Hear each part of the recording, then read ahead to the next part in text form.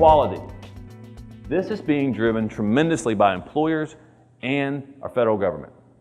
They're creating indicators, okay? Measurements. How many of you right now know how to measure quality healthcare? Raise your hand. Somebody's got to know it. My theory is if you don't die, that's quality care. If I go in there and I come back out, I have successfully used your practice. That's a good thing. That's a positive thing. But right now, it's a big struggle for everyone. We don't know how to measure quality, and employers have been frustrated with this, as well as the government. We're a volume system right now. The more I do, the better off I am.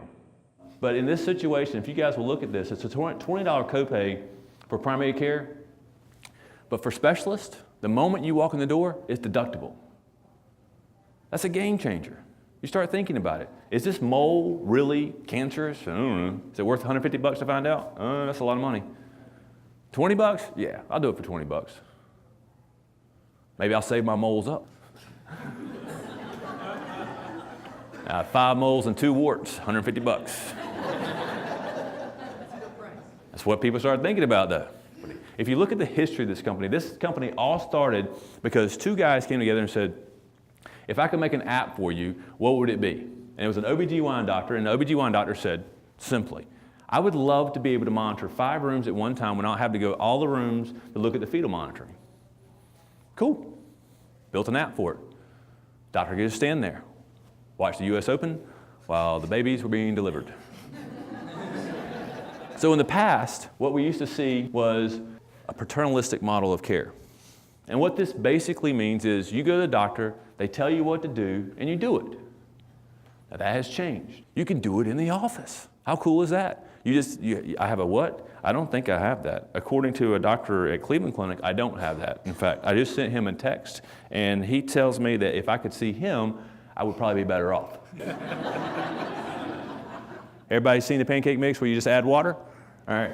So when they first came out with the cake mix, they basically said just add water. Consumers didn't like it. Why not?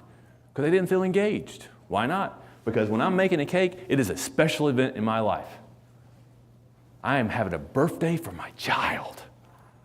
So therefore, I need to be engaged in the process. I can't just give my kid a cake that just has water in it.